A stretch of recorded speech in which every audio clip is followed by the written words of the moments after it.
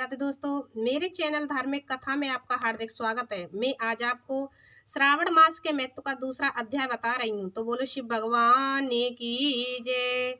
शंकर जी ने सनत कुमार से कहा, हे महाभाग ब्रह्मा पुत्र, आप नम्र हैं, जिस कारण आप श्रद्धालु हैं, समस्त गुणों से युक्त श्रोता हैं। श्रावण मास के बारे में आपने जो पूछा वह प्रसन्नता से आपसे कहता हूँ। हे तात, मैं आपसे कहूँगा, एकाग्र मन होकर सुनो।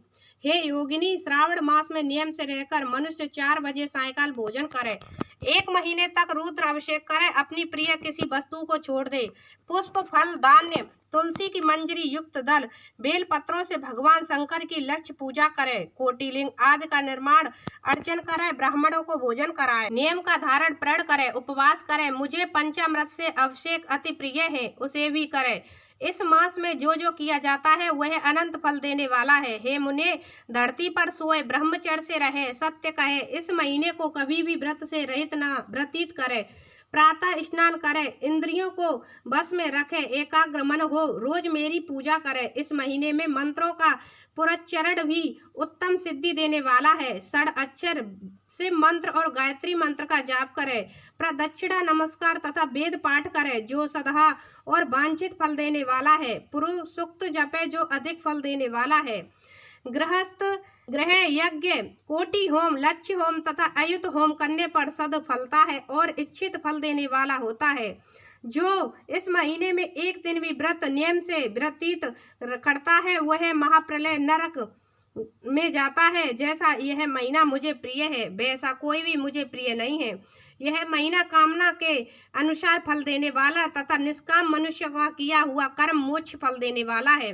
हे सत्तम, उस समय जो धर्म कहे गए हैं उनको मुझसे सुनो। रविवार को सूर्य का व्रत, सोमवार को मेरी पूजा कर भोजन करें। श्रावण महीने के पहले सोमवार से प्रारंभ कर 3.5 महीने तक होने वाला संपूर्ण कामना की अर्थ सिद्धि को देने वाला रोटक नामक व्रत होता है। मंगलवार के दिन मंगला गौरी का व्रत, बुधवार को बुद्ध का व्रत और बृहस्पतिवार को बृहस्पति का व्रत, शुक्रवार को जीवंतिका देवी का व्रत, हनुमान तथा नरसिंह का शनिवार व्रत कहा गया है। हे मुने, तिथियों में होने वाले व्रतों को सुनो। श्रावण मास के शुक्ल पक्ष की द्वितीया तथा ओडुम्बर नाम का व्रत होता है।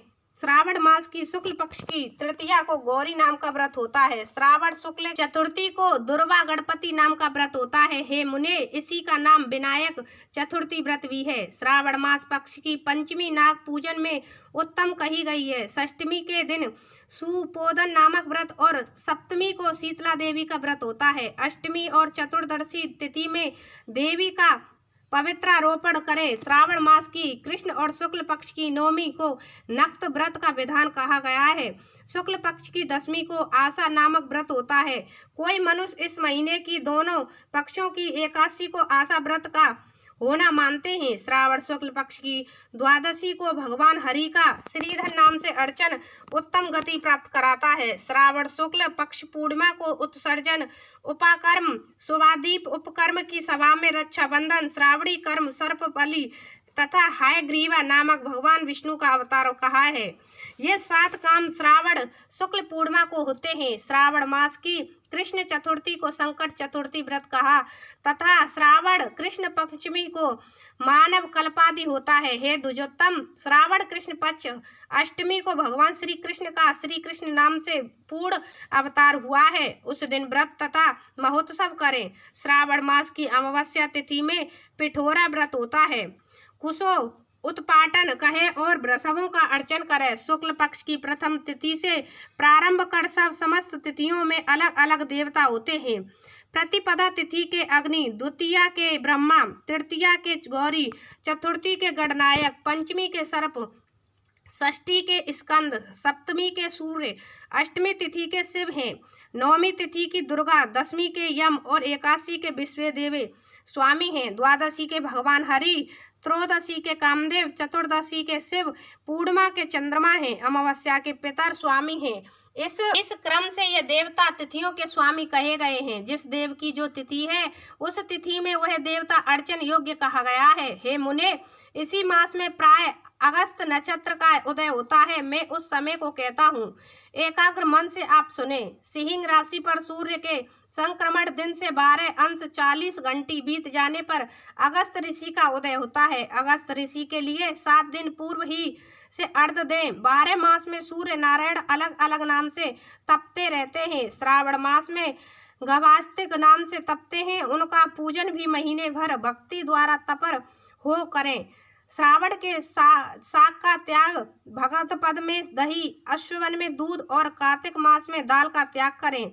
हे नारद, यह आपको मैंने अति संक्षेप में उपदेश दिया है। हे मुनि श्रेष्ठ, इस मास में होने वाले व्रत और धर्मों का सविस्तार रूप से वर्णन कोई 100 वर्ष में भी नहीं कर सकता। मेरे प्रीत्यर्थ या भगवान हरि के प्रीत्यर्थ संपूर्ण व्रत करें। परमार्थ रूप से विचार करने पर मेरे तथा हरि में कुछ भी भेद नहीं है। जो प्राणी इसमें भेद की कल्पना करते हैं वे नरकगामी होते हैं। हे सनत कुमार, आप श्रावण मास में धर्म सेवन करें। बोलो शिव भगवान की जय। दूसरा अध्याय समाप्त।